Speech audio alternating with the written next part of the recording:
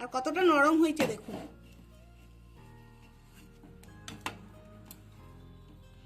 একদম ভিতরটা পুরে ঠাসা, খেতেও দারুণ লাগবে।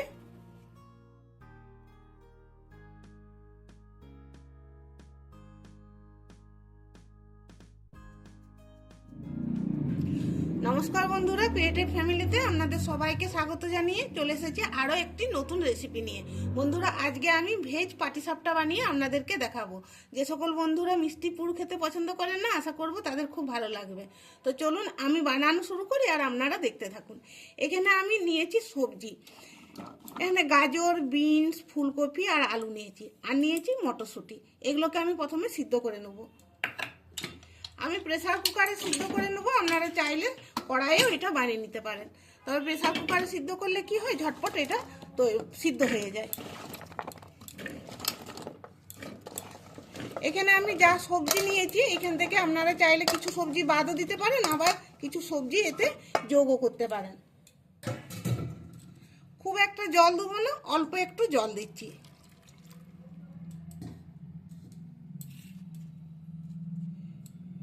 এবার অল্প করে একটু হলুদ দিচ্ছি,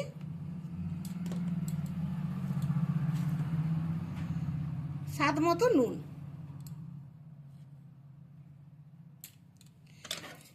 এগুলোকে আমি এইভাবে নেড়ে নিচ্ছি যাতে নুন হলুদটা মিশে যায়। এবার মটরশুঁটিটা আমি বাটিটা এর মধ্যে আমি বোস করে দিচ্ছি। অল্প করে মটরশুঁটিতে একটু জল দিয়ে দিচ্ছি। দিচ্ছি 4টে কাঁচা লঙ্কা। এবার এটাকে আমি সিদ্ধ করে দেব।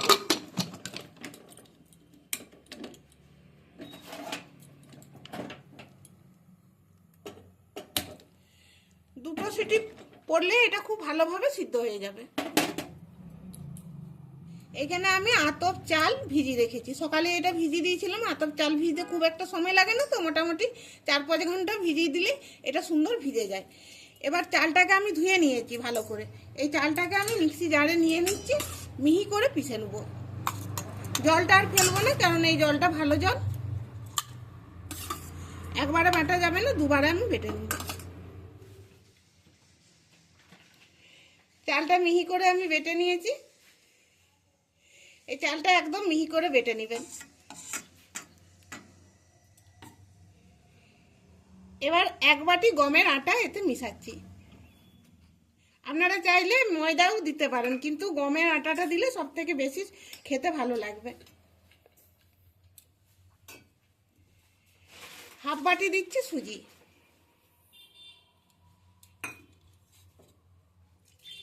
এবার ওটাতে জল লাগবে,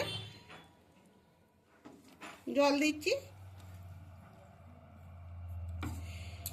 এবার ভালো করে মিশিয়ে নিচ্ছি। একটা পাতলা আমি ব্যাটার তৈরি করব। এরকম এইরকম আমি পাতলা করে একটা ব্যাটার তৈরি করে নিয়েছি। আর যেহেতু এটা সুজি দিয়েছি, সেহেতু একটুক্ষণ আমি রেখে দেবো, সুজিটা ফাটবে তো। এবার আমি নুন মিশাবো, স্বাদ মতো নুন দিচ্ছি।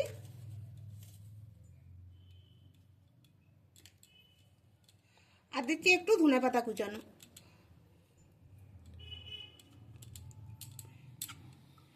দিয়ে নুন আর ধনেপাতা ভালো করে মিশিয়ে নিচ্ছি।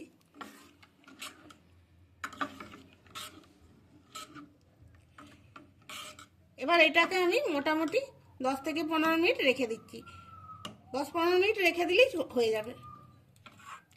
এবার পুরটা তৈরি করব, সেই জন্য কড়াইয়ে সরষের তেল দিয়ে দিচ্ছি।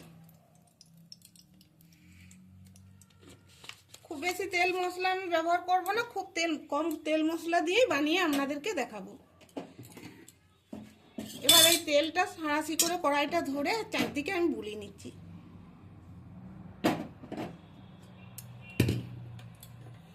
দিচ্ছি গোটা জিরে, আদা বাটা। এবার আদাটা কয়েক সেকেন্ড আমি ভেজে নিচ্ছি, কাঁচা ভাবটা যাতে চলে যায়।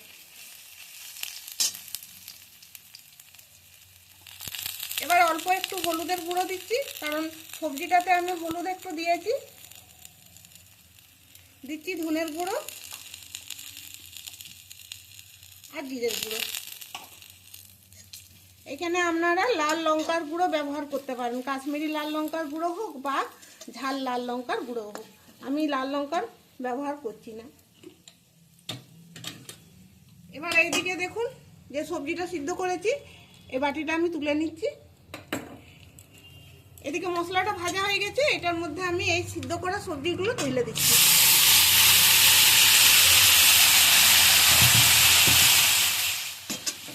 এবার এটা আমি নেড়ে নিচ্ছি।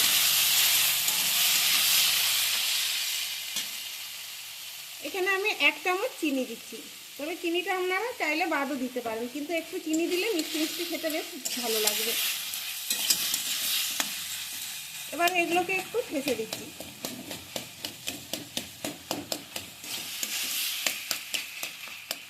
খুব বেশি থাকবো না, কিন্তু ফুলকপি তো, ফুলকপি এমনিতেই নরম জিনিস, ফুলকপিটা একদম গলে গেছে।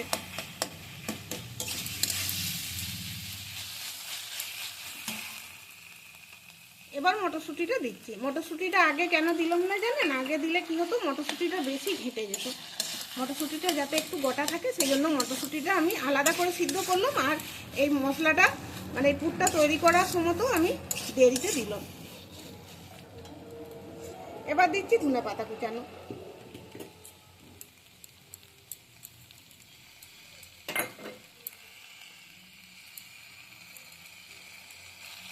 এবার খুব ভালো করে এটা আমি একটু শুকনো শুকনো করে নেবো, কষানো হয়ে যাবে আর এটা শুকনো করাও হয়ে যাবে।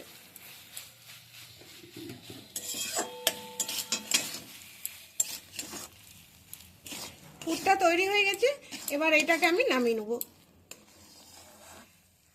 এখানে একটা প্লেটের মধ্যে আমি নামিয়ে নিচ্ছি, আর এটাকে একটু ঠান্ডা করে নিতে হবে। ঠান্ডা করলে এতটা নরম থাকবে না, এটা শক্ত হয়ে যাবে। এবার পাটিসাপটা পিঠাটা আমি তৈরি করব, আর ব্যাটারের ঘনত্বটা দেখুন আগের তুলনায় একটু ঘন হয়েছে, আর এরকমটাই দরকার, এরকমটাই থাক, এর থেকে আর বেশি পাতলা করব না। এবার এটা একটা সাইডে রেখে দিচ্ছি, গ্যাসটা জ্বালাবো। আমি তাওয়াতে এই পাটিসাপটা পিঠেগুলো তৈরি করব। আপনারা চাইলে ননস্টিক তাওয়াতেও করতে পারেন, সেটাতে ভালো উঠে যায়, কিন্তু তাওয়াতেও খুব সুন্দর পিঠেটা উঠবে। তাওয়াটা আগে খুব ভালো করে গরম করে নিতে হবে। তাওয়াটা খুব ভালো করে গরম হয়ে গেছে, আর এখানে দেখুন আমি একটা বাটিতে সরষের তেল নিয়েছি, আর একটা আলু এরকম চওড়া করে কেটে নিয়েছি, এটা কাঁচা আলু। এবার আমি তেলটা বুলিয়ে নিচ্ছি। প্রথমটার জন্য একটু বেশি করে তেলটা বুলিয়ে নিতে হবে, আর এরকম গোটা তাওয়াটা মিলে তেলটা ভালো করে বুলিয়ে নিতে হবে।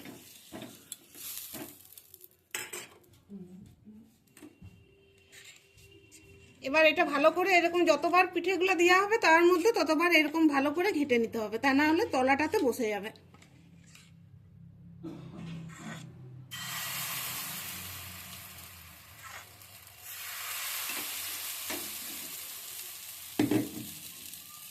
এবার এরকম করে মেলে দিচ্ছি।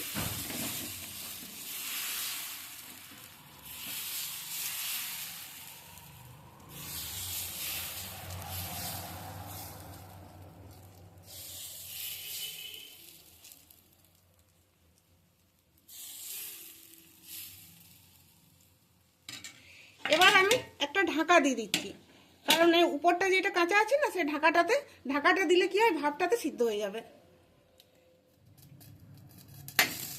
এবার ঢাকাটা খুলে দিচ্ছি।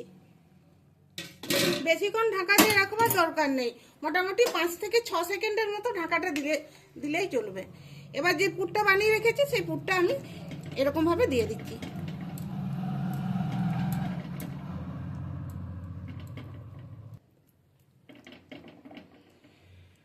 এভাবে দিয়ে দিলাম।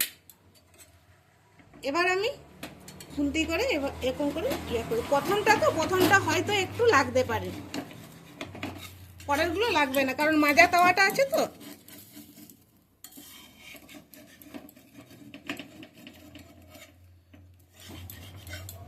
এভাবে খুন্তি করে ছাড়িয়ে নিলেই সুন্দর ছেড়ে যাবে। এবার আমি এটাকে উল্টে নিচ্ছি।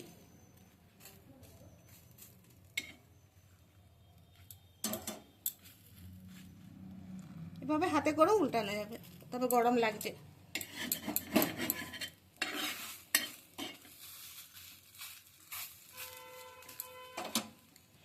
একটা তৈরি হয়ে গেলে এবার এইটা নামিয়ে নিচ্ছি।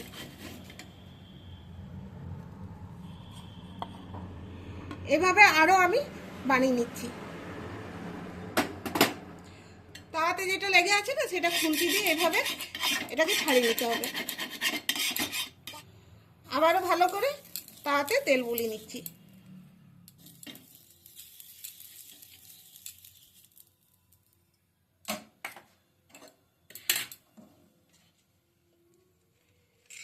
এভাবে ঘেটে নিচ্ছি আবারও।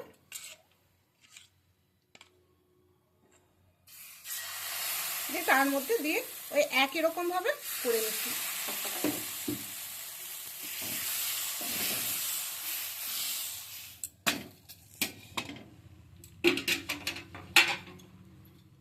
একইভাবে আবারও আমি এতে পুর দিয়ে দিচ্ছি।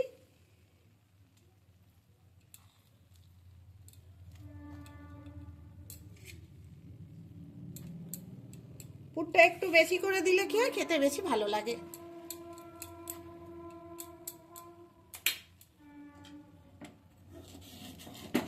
এই দেখুন, প্রথমটা একটু অসুবিধা হয়েছিল, এবারেরটা আর কোনো অসুবিধাই হবে না। আবার এরকম করে উল্টে নিচ্ছি।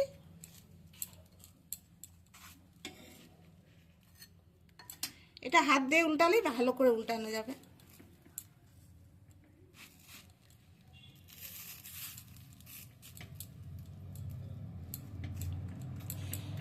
হয়ে গেল, এবার নামিয়ে নিচ্ছি।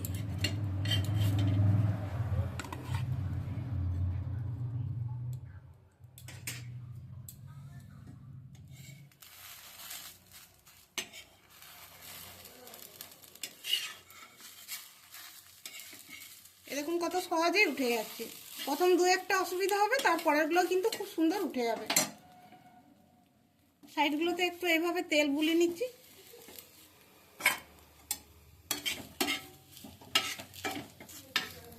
বন্ধুরা, আজকের এই রেসিপির ভিডিওটি ভালো লাগলে লাইক, শেয়ার, কমেন্ট করবেন, আর আমাদের চ্যানেলটিকে সাবস্ক্রাইব করে আমাদেরকে সাপোর্ট করবেন, আর একটু বেশি করে শেয়ার করে দিবেন।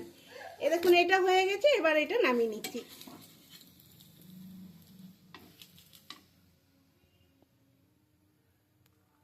আর কতগুলো তৈরি হয়েছে দেখুন।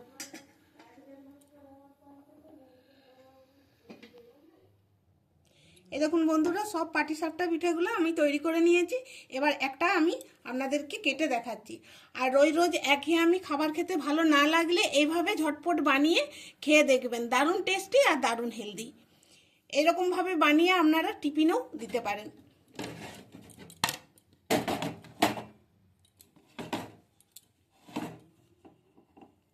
আর কতটা নরম হয়েছে দেখুন।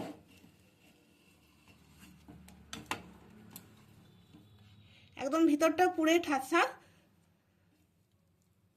খেতেও দারুণ লাগবে। তাহলে বন্ধুরা, এই ভিডিওটি দেখার পর কমেন্টে অবশ্যই আমাকে জানাবেন এটি আপনাদের কেমন লেগেছে। ভিডিওটি এখানেই শেষ করছি। দেখা হবে পরের ভিডিওতে নতুন কোনো রেসিপি নিয়ে আপনাদের সামনে হাজির হব। সবাই ভালো থাকবেন, ধন্যবাদ।